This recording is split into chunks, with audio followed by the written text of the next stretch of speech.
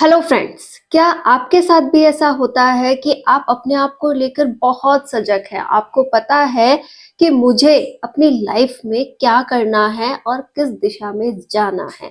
आप उसके लिए शुरुआत भी करती हैं कि हाँ, जैसे तैसे करते हुए आप उसके लिए समर्पित होते हुए तैयारी भी स्टार्ट करती हैं। लेकिन एक आध दिन या 5-6 दिन बाद आपके साथ कुछ ऐसा होता है, आप पे कुछ ऐसी परिस्थितियां हावी होती हैं, या फिर मैं कहूँ कि आप अपने अंदर ही एक बिखरा हुआ या टूटापन फील करती हैं और अपने उस लक्ष्य से भटक जाती हैं। आपको लगता है कि मैं हार चुकी हूँ, अब मेरे बस का कुछ नहीं है, मैं अपनी लाइफ में कुछ भी अचीव नहीं कर सकती। मैं कर तो बहुत सकती थी, ये भी जानती हैं आप कि मैं कर तो बहुत सकती थी, लेकिन अब वो वक्त नहीं रहा, अब वो कंडीशन ही नहीं रही जब मैं सफल हो सकती हूँ। अगर आप भी हर समय इस प्रकार से बिखरा हुआ, टूटा हुआ फील करती हैं, सब कुछ जानते हुए भी एक अच्छी शुरुआत नहीं कर पा रही हैं और अपनी शुरुआत को करने के बावजूद भी आप उसे कायम नहीं रख पा रही हैं, अपने लक्ष्य से बार-बार भटक जाती हैं, तो आज मैं कुछ बातें ऐसे आपके साथ शेयर करना चाहती हूँ जो मेरी ज़िंदगी से जुड़ी हैं और हो सकता है ये आपको मदद कर जाए अपने आप को यहाँ पर डटे रख मतलब अड़े रहने के लिए कि हाँ, कि मुझे कुछ करना है और अपने लिए कुछ कर गुजरना है। स्टूडेंट्स, मैं आपको एक बात बताना चाहती हूँ कि मैंने अपनी शादी से पहले बहुत से प्राइवेट सेक्टर्स में जॉब किया है, पढ़ाया है, वहाँ पर मुझे बहुत अच्छी सैलरीज वगैरह मिलती थी। ऐसा नहीं है कि मैंने कोई ऐसे ही दान पुण्य कर दिया, नहीं, वो बात भी नहीं है।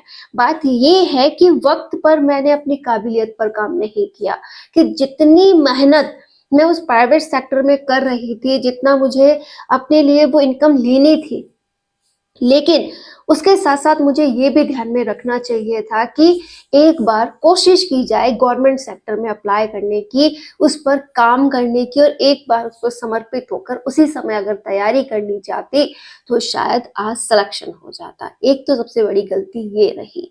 फिर वक़्त जब समझ में बैठा कि चलो गलती हो गई सो हो गई और अब हमें क्या करना चाहिए, जमकर तैयारी करनी चाहिए, तो वो वक़्त मेरे पास नहीं था। जैसा कि शायद आपके साथ भी हो रहा हो कि पहले तो ये समझ में नहीं आया कि करना क्या है।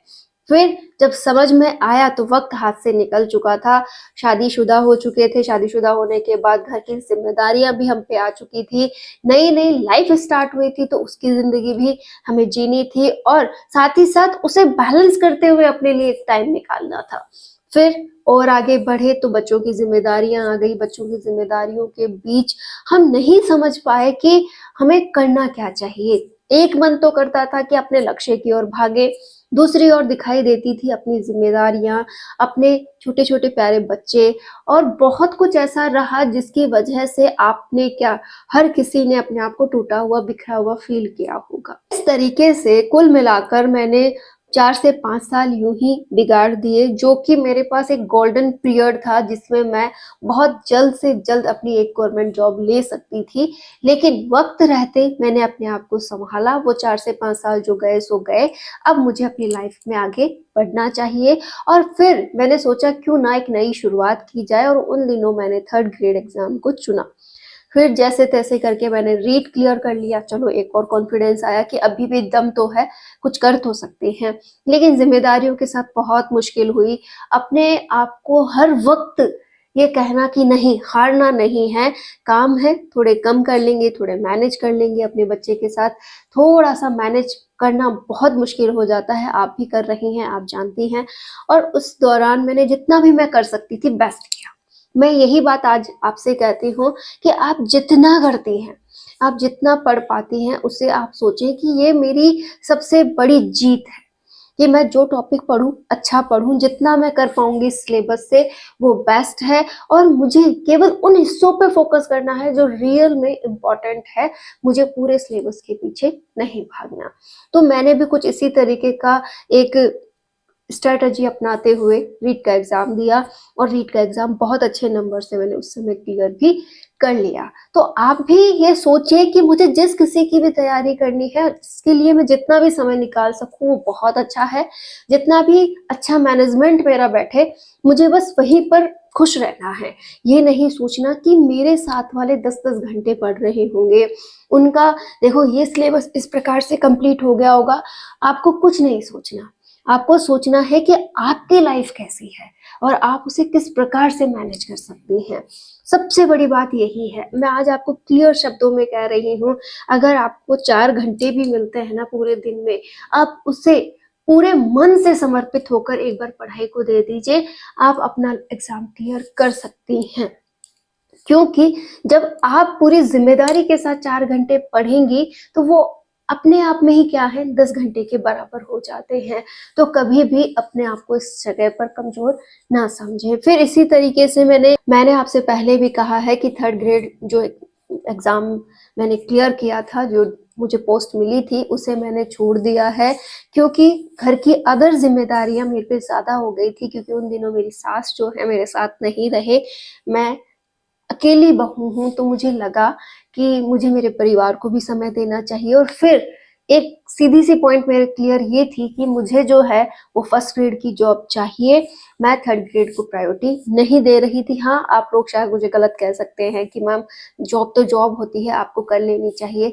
लेकिन अगर आप मेरी जगह होते तो शायद आप ये बात भी समझ पाते कि मैंने बहुत लंबे समय तक 4 से 5 साल 6 साल मैंने फर्स्ट लेवल को ही पढ़ाया है। मतलब मैंने बीएससी लेवल को, 11th-12th लेवल को, एमएससी लेवल को वहां पढ़ाने के बाद जब छोटे बच्चों को मैंने देखा कि हाँ मैं इन्हें पढ़ा सकती हूँ या नहीं पढ़ा सकती, तो मुझे लगा कि मैं उन्हें नहीं पढ़ा सकती।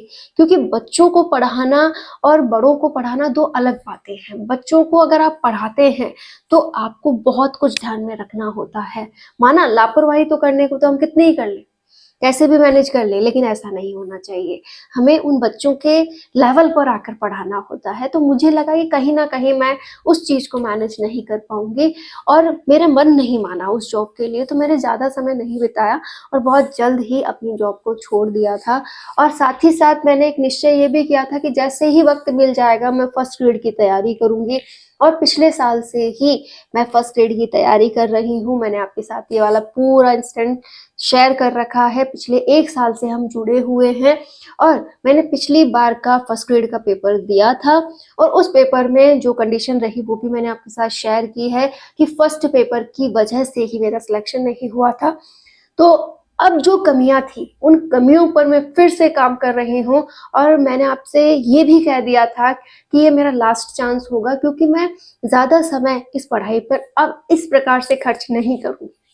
क्योंकि आपको भी पता है कितनी मेहनत लगती है, कितनी जिम्मेदारियां हमें कॉम्प्रोमाइज के साथ निभानी होती है। तो एक वक्त तक ही ये अच्छा लगता है और फिर साथ ही साथ एक पॉइंट ये भी तो आता है ना कि उम्र का पड़ाव भी बीत जाता है। तो अभी जैसे 33 क्लियर हो गया है मेरी एज का लेकिन इससे ज्यादा वक्त हम यहाँ पर नहीं दे सकते। तो ज्यादा से ज्यादा 34 हो जाएगा। लेकिन मुझे लगता है कि हाँ, उसके बाद मेरी जिंदगी में और भी बहुत कुछ है जो मुझे करना चाहिए। उम्मीद है इस बार 1st ग्रेड निकल जाएगा, क्योंकि पूरी तैयारी है और अच्छे से मैं सब कुछ मैनेज कर रही हूँ और अपना 100% देते हुए मैं 1st ग्रेड को जरूर निकाल लूंगी। लेकिन अगर कोई ऐसा हो जाता है कि चलो नहीं हो रहा है, तो मैं अपनी लाइफ को एक नया मोड़ देते हुए आगे की तैयारियां करती रहूंगी। लेकिन एक पॉइंट मैं आपसे ये कहना चाहती हूँ कि आप पढ़ते रहिए, आप अपनी लाइफ को आगे बढ़ाते रहिए। हमें कहीं ना कहीं अपनी लाइफ में रुक मतलब एक जड़ पॉइंट आ जाता है ना कि हाँ हम जड़ चुके हैं और यहाँ से आगे बढ़ ही नहीं पा रहे हैं। उस हिस्से से हमेशा उभरना चाहिए। अगर आप सोचती हैं कि मैं हार रही हूँ, मैं अपनी लाइफ में कभी जीत ही नहीं सकती और कुल मिलाकर मेरी लाइफ तो यही रुक गई है, तो आपको बस उस रुकावट को तोड़ना है कि नहीं, मैं केवल इन जिम्मेदारियों के साथ अपने आप को जड़ नहीं करना चाहती, मुझे कुछ नया सीखते हुए हमेशा आगे बढ़ना है। आप चाहे तैयारी कर रही हैं या नहीं कर रही हैं, आपको कुछ ना कुछ नया पढ़ते रहना चाहिए, कुछ ना कुछ नया अपनी लाइफ में ऐड करते रहना चाहिए। जैसे अगर आपको लगता है कि मुझे इंग्लिश थोड़ा अच्छा करना है अपना, तो आप उस पे काम कर लीजिए।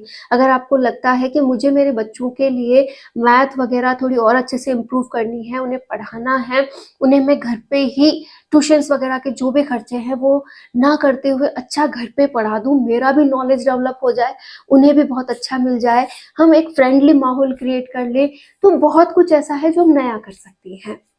आप अपने आप को समय दे सकती हैं कि बहुत दिनों से मैंने खुद पर बिल्कुल भी ध्यान नहीं दिया है। मैंने एक काम ये स्टार्ट किया कि मैं अपने आप पे ध्यान दूँ, और जैसा कि मैंने आपसे कहा था कि इस साल पहला प्रॉमिस ही आपका ये होना चाहिए कि मैं अपना ध्यान ज़रूर रखूँगी, कि अपनी हेल्थ से जुड़े हुए किसी भी इश्यू को मैं इग्नोर नहीं करूँगी। अच्छा खाना-पीना मैं बहुत अच्छे से लेती रहूँगी, और उसी के साथ अपनी ज़िंदगी का एक लक्ष्य ज़रूर बनाऊँगी, चाहे वो पढ़ना हो, चाहे किसी भी प्रकार का बिज़नेस करना हो, या फिर कोई भी नई स्किल सीखनी हो, मैं उस पर काम ज़रूर करूँगी।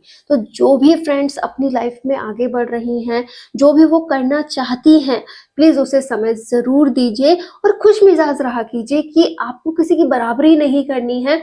आप अच्छा मैनेज कर रही हैं, आप जितना समय मिल रहा है उसे किसी काम पे खर्च कर रही हैं, तो आप बहुत अच्छा कर रही हैं।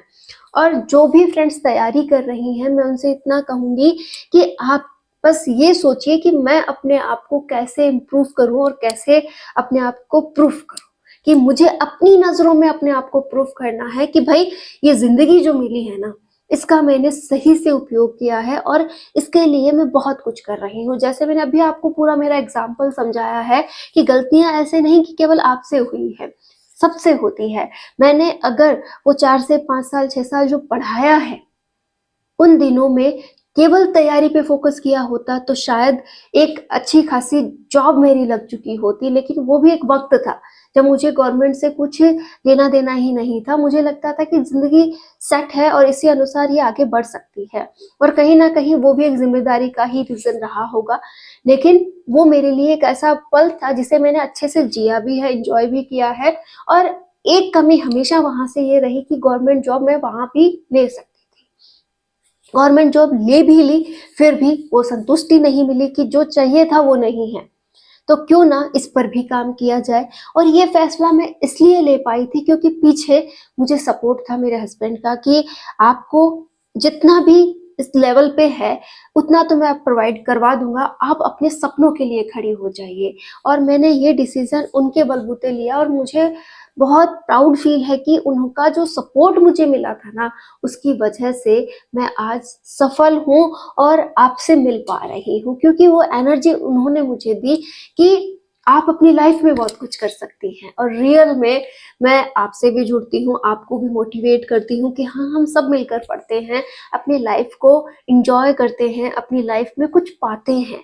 और ये जो पल मैं आज आपके साथ जी रही हूँ, यकीनन ये बहुत अच्छा वाला पल है, और जल्द से जल्द अगर फर्स्ट ग्रेड जॉब मिल जाती है तो हम सब लोग अपनी एक नई लाइफ का हिस्सा भी मतलब एंजॉय करेंगे, और अपने आप को एक नई दिशा में ज़रूर ले जाएँगे। आपसे रिक्वेस्ट कर रही हूँ, हद तोड़ रिक्वेस्ट है कि अपनी लाइफ को हर दिन नए मोड़ के साथ जिया करो, खुश मिजाज रहो, जितना समय मिलता है उसे पढ़ाई वगैरह पे खर्च करो, कुछ नई स्किल्स सीखा करो, अपने बच्चों के साथ समय बिताया करो, उनसे वो छोटी-छोटी बातें सुना करो जो वो कहना चाहते हैं, जिनको उन्होंने आज जिया है। आप उसे नई दिशा दे सकते हैं, उनकी बात सुन सकते हैं कि हाँ, बेटा ये चीज़ ऐसे तो है, लेकिन ये ऐसे होगी। हम में से अधिकतर महिलाएँ तो ये ही नहीं जानती उनके बच्चों की ज़िंदगी में चल क्या रहा है, वो कौन-सी उधड़-बुन में हैं, वो क्या नया सीखते हैं, उन्हें क्या समझ में आ रहा है इस ज़माने को लेकर। तो आप हर एक बात पे अगर गौर करेंगी तो ज़िंदगी बहुत अच्छी हो जाएगी। आप हर बुराई से बचिए, हर मनमुटाव से बचिए, सभी को इग्नोर कीजिए और अपनी लाइफ के इम्पोर्टेंट हिस्सों पर काम कीजिए। इम्पोर्टेंट हिस्से हैं आपके बच्चे, आप खुद और आपके फैमिली के अदर मेंबर्स। दुनियादारी से आपको कोई लेना-देना नहीं है। और दूसरा, जो भी आपको मतलब लगता है कि इसके शब्द मेरे लिए बर्डन है, उस इंसान से भी आप इग्नोर लिस्ट बना सकते हैं। All the best.